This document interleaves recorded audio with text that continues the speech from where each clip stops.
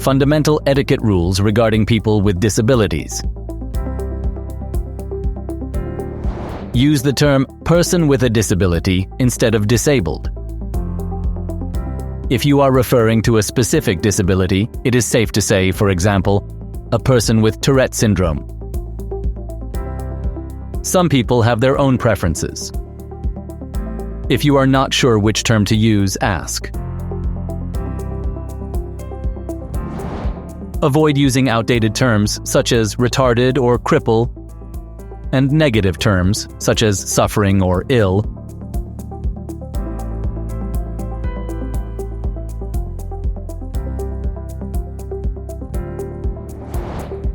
People using a wheelchair or those motor impaired may have different levels of disabilities.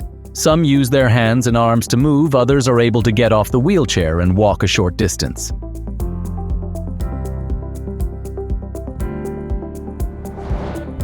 Do not touch someone's wheelchair without consent.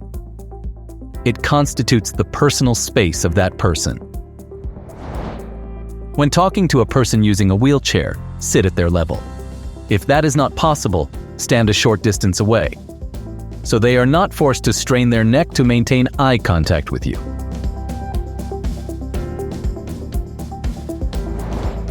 It is totally acceptable to say goodbye to a blind person using such phrases as "see you."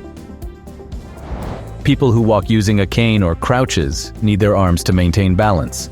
That is why you should never grab them.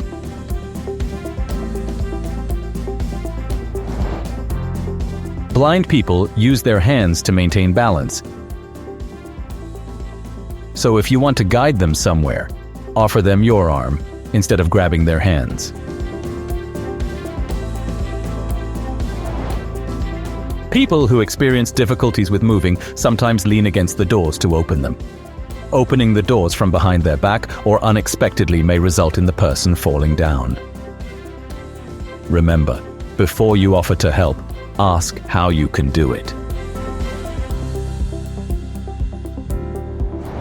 Do not touch the cane or the guide dog of a blind person.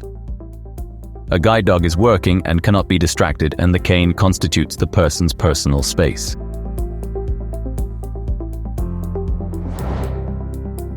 If a blind person uses the help of a guide dog, walk on their side opposite the dog. When walking, describe the surroundings and point out obstacles, for example, stairs. Before you make physical contact, warn the blind person of it. Introduce yourself, and if appropriate, describe what function you hold. For example, I'm a security guard at this shop.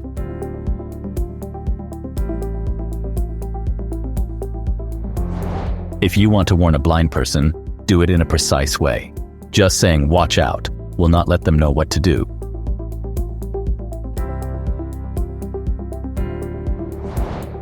If you are giving directions on how to get somewhere to a blind person, give them directions that do not require vision. Deaf people use sign language to communicate with each other and consider themselves members of a cultural and language minority. They call themselves deaf with a capital D, and the term hearing impaired may be offensive to them.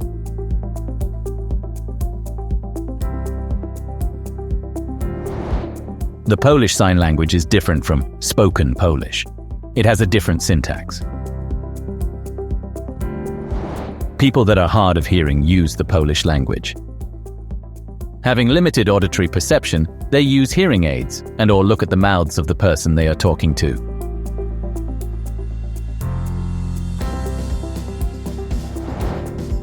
To find out how a deaf person wants to communicate, observe the signals they give you. If you do not understand what they are saying, inform them about it.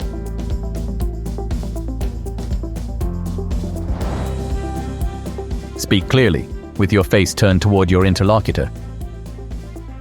Most of the people that are hard of hearing help themselves in understanding by looking at their interlocutor's mouth.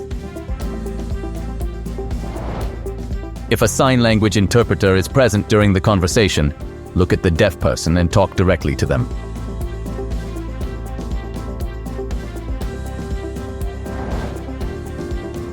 Before you start talking to a deaf or hard of hearing person, make sure they are looking at you. Depending on the situation, you can, for example, wave your hand. If a deaf or hard of hearing person does not understand a specific sentence, try to reformulate it. Do not interrupt or finish a sentence for a person with a speech disability. If you have difficulties understanding them, do not nod. Ask them to repeat or to write what they want to say on a piece of paper.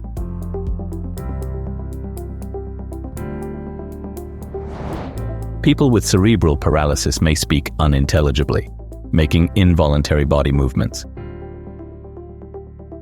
If a person with the Tourette syndrome has vocal tics, wait till they pass, and then calmly continue the conversation.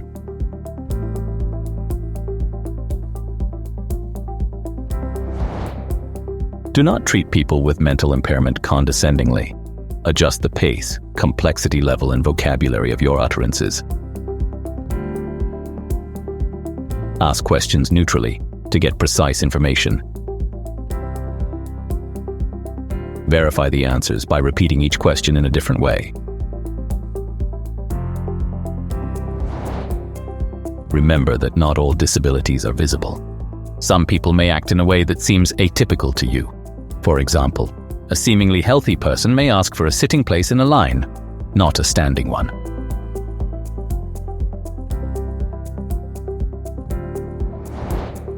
Epilepsy attack may have a rapid course, or it may seem that the given person is in a trance.